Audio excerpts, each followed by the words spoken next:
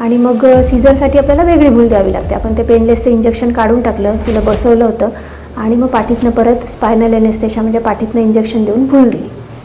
भूल दिल्यानंतर जेव्हा तुला सरळ झोपवलं आणि सीझरची तयारी केली, बाळ बाहेर काढण्याची प्रोसिजर सगळं चालू होतं, त्यावेळेला अचानकपणे तुला खूप जोरात उलटी झाली. म्हणजे आमच्या अपेक्षेपेक्षा ती खूप जोरात होती आणि जर तू रात्रभर तर तसं लिक्विड घेत होती, पण त्या उलटीमध्ये खूप अन्नाचे कण पण होते, म्हणजे अगदी हिरवीगार उलटी, त्याच्यामध्ये भाताचे शीतं पण दिसत होते.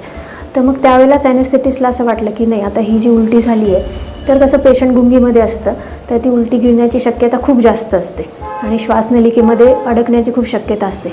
म्हणून मग त्यांनी लगेचच तुला श्वास घ्यायला त्रास होऊ नये म्हणून घशातनं नळी टाकली. ते जी उलटी आहे ती सगळं सक्शन केलं आणि श्वासाची नळी टाकली, म्हणजे ट्यूब टाकली.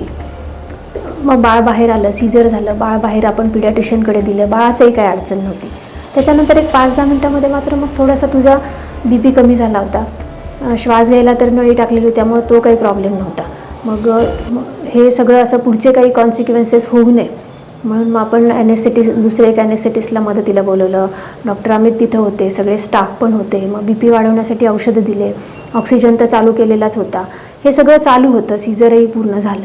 मग आम्ही बाहेर येऊन नातेवाईकांनाही सांगितलं, तुझ्या मिस्टरांनाही सांगितलं की बाबा आम्हाला ही शक्यता वाटते, म्हणजे ज्या प्रमाणात आणि जशी तुला उलटी झाली त्यावरून आम्हाला असं वाटतंय की हे जे अन्नाचे कण आहेत ते श्वासनलिकेतनं फुफ्फुसात अडकले असणार, त्यामुळे तुला तो निमोनिया होण्याची शक्यता आहे, तिला श्वास घ्यायला त्रास होणार. तर आपण ही नळी आत्ता नको काढूयात, जी ट्यूब आहे श्वासाची ती नको काढूयात, आपण तिला ICUला शिफ्ट करू. 24 तास आपण तिला औषधं वगैरे चालू ठेवू. जेव्हा अँटीबायोटिक्सचा इफेक्ट येईल त्यानंतर मग एक 24 तासामध्ये ही आपल्याला ट्यूब काढून टाकता येईल, जेणेकरून तोवर ते इन्फेक्शन पण कमी झालेलं असेल. आणि मग ह्या सगळ्याला मिस्टरांनी वगैरे तुझ्या संमती दिली. मग हे सगळं डिसिजन होऊन सीझर होऊन आपण एक 10:30च्या दरम्यान तुला आपण सुखदा हॉस्पिटलमधून आपण ICUला शिफ्ट केलं.